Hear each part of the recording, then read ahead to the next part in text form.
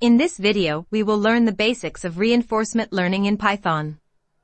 Reinforcement learning, RL, is a type of machine learning where an agent learns to make decisions by performing actions in an environment to maximize some notion of cumulative reward. RL has a wide range of applications across various domains. Here are some prominent applications. It can be used in robotics, for instance in autonomous robots or human-robot interaction. In gaming, RL has been used to train agents that can play games at a superhuman level, such as AlphaGo for the game of Go, and various RL agents for video games.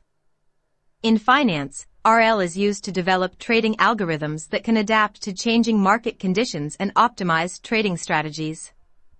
It can be also applied in healthcare for treatment planning for personalized treatment strategies for patients based on their responses to previous treatments. It can also be applied in drug discovery to optimize the process of drug discovery and development by predicting molecular interactions and properties. The main concepts of reinforcement learning are the agent, that is the learner or decision maker that interacts with the environment. The environment, the external system with which the agent interacts. It provides feedback to the agent based on the actions taken. The reward, a scalar feedback signal received by the agent after taking an action in a given state. The action, the choices or moves made by the agent that affect the state of the environment. We will now go through a notebook where we will first play with existing environments in Gymnasium library. After that we will see how an agent can be trained and evaluated on one of these existing model. We will then see how we can implement a new very simple environment to train a new agent. You have a list of the requirements used for this notebook in the GitHub repo in the description. Let's consider a first example to show how to play with predefined environments in Gymnasium library. We will consider the Lunar Landing example. This environment is a classic rocket trajectory optimization problem. The objective is to land perfectly in the limited area. We can find information about this environment in the Gym page. Let's explain quickly the main features. There are 4 discrete actions available: do nothing, fire left orientation engine, fire main engine, fire right orientation engine. The state is an 8-dimensional vector, the coordinates of the lander in x and y, its linear velocities in x and y, its angle, its angular velocity, and 2 booleans that represent whether each leg is in contact with the ground or not. Reward for moving from the top of the screen to the landing pad and coming to rest is about 100 to 140 points. If the lander moves away from the landing pad, it loses reward. If the lander crashes, it receives an additional minus 100 points. If it comes to rest, it receives an additional plus 100 points. Each leg with ground contact is plus 10 points. Firing the main engine is minus 0.3 points each frame. Firing the side engine is minus 0.03 points each frame. Solved is 200 points. Let's first create the Lunar env. This is super easy since this can be done just with the make env from gymlib. Let's set a seed for the environment's action space to ensure reproducibility. This resets the environment to its initial state and returns the initial observation and some additional info. The variable episode_count equals 0 will be used to count the number of episodes, that is number of simulations. In the next for loop the following actions are performed. For each step of the simulation, env.action_space.sample randomly samples an action from the action space. env.step action applies the sampled action to the environment and returns the following. Observation, the new state of the environment after the action is taken. Reward, the reward received after taking the action. Terminated, a boolean indicating if the episode has ended, the lander has crashed or landed successfully. Truncated, a boolean indicating if the episode was truncated, for instance due to a time limit. Info, additional diagnostic information. If the episode has ended, terminated or truncated is true, the environment is reset to the initial state. When running this cell, a window will pop up with the simulation running, At the end of each step the rendering is updated. Finally closes the environment and performs any necessary cleanup. Let's run the cell and observe the output. We have observed that the lander will reach a different point according to the initial condition. Indeed, we're not using a model to predict the lander engine's actions, but we're just sampling some random action. We will see later how to train a model to predict the right action to take. In the next section we will quickly see how we can pretty easy play with another environment thanks to GIM library. We will consider a 2D env that could be used to train an autonomous driving model. Let's run the cell. The objective is to remain on the path and explores all the parkars without going outside of it. Let's run the cell and observe the simulation. After this first introduction, let's now see how to train a reinforcement learning model. Let's consider again the lunar landing example. For training we can use stable_baselines 3 lib. Stable baselines 3, SB3, is a set of reliable implementations of reinforcement learning algorithms in PyTorch. We can check on their website the available models and for which kind of problems they can be applied. We will use the DQN model that can be used for discrete problems. DQN stands for Deep Q Network and it is built on fitted Q iteration, FQI, and make use of different tricks to stabilize the learning with neural networks. It uses a replay buffer, a target network and gradient clipping techniques. Many params are available. For this case we will limit ourselves to the MLP policy which stands for multi-layer perceptron. We have then to pass TE seed. If verbose is 1 we will print the result of each training step. The learn method is the method responsible for training. We can specify for how many steps we want to train it. While training we will see how the models slowly landing correctly.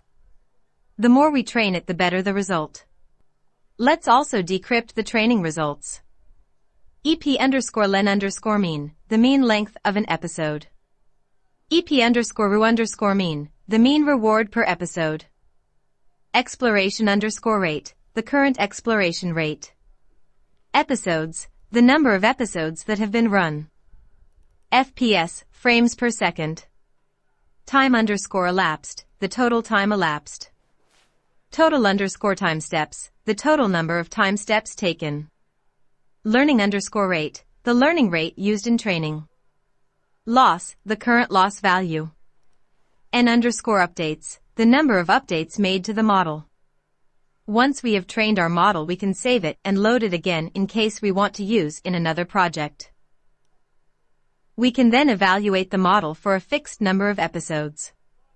We will obtain the mean reward after each episode and the standard deviation. In the previous section we have evaluated the model thanks to the evaluate_policy method, but if we want we can reproduce the same with the following for loop. This is a good exercise just to understand what is going on. We can iterate for a defined number of episodes. Until termination add truncation flags are false we use our model to predict based on an observable state. The model will predict an action that will be applied to the env thanks to the step method. At the end of the loop the state of the simulation is rendered and finally we check if we have reached some termination condition. Before showing how to create a new environment we will see the concept of vectorized ends. Vectorized environments are environments that run multiple independent copies of the same environment in parallel using multiprocessing, allowing the agent to collect more experience in the same amount of time. This can lead to faster convergence and more stable training. Vectorized environments take as input a batch of actions and return a batch of observations. This is particularly useful, for example, when the policy is defined as a neural network that operates over a batch of observations. Vectorization can be implemented thanks to stable_baselines 3.common.vec_env.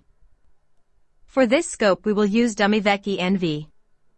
It does not provide true parallel execution, but rather simulates parallelism by handling multiple environments in a batched manner. Dummy_vec_env steps through each environment one after another within a single Python process. After collecting the results from all environments, it combines these observations into a single batch, which is then returned to the reinforcement learning algorithm. The reinforcement learning algorithm can process these batched observations, actions, and rewards together. VecFrameStack stacks frames to provide the agent with a sequence of observations. The training is equal as before. Once the model has been trained, we save the model and load it back.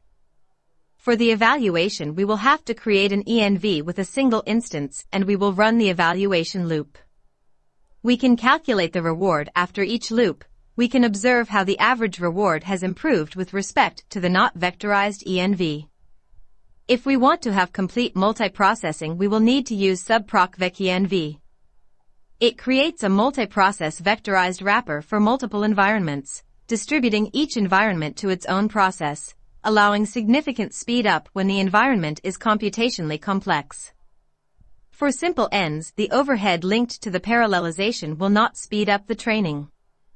So far we have played with existing environment, but it could be interesting to show how we can implement a custom environment for our specific problem. For this case, we will consider a very simple 1D model. We want to control the water level inside a dam to be in a specific range 98-102 meters. We have two possible actions. If we do nothing, the water level will increase by 0.1. If we open the dams, the water will decrease by 0.1. The objective is to remain inside the expected range for 100 consecutive steps. In order to create a new env, we have to create a class that inherits from gym env. In the class constructor, we have to initialize the main elements of our environment, the observation space, the action space, a counter for the number of steps inside the expected range, and finally we reset the env to be at the starting condition.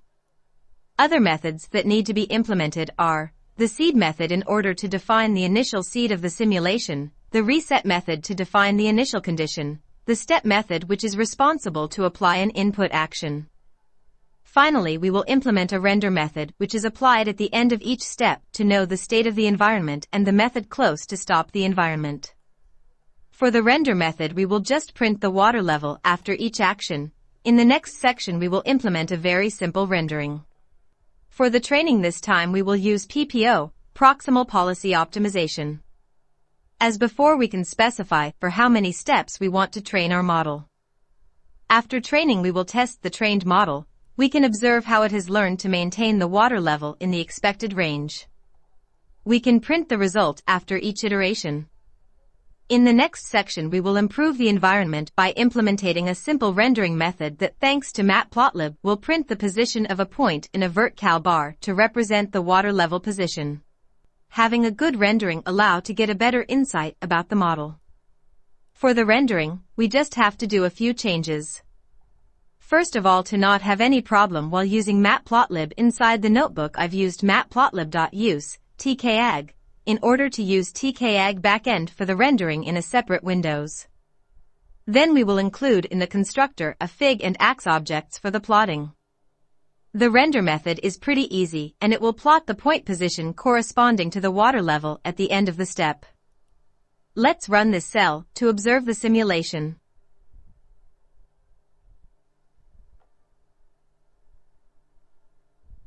We have arrived at the end of this video. I hope you have enjoyed it. If you have liked the content, please subscribe to the channel, and let's see in the next video.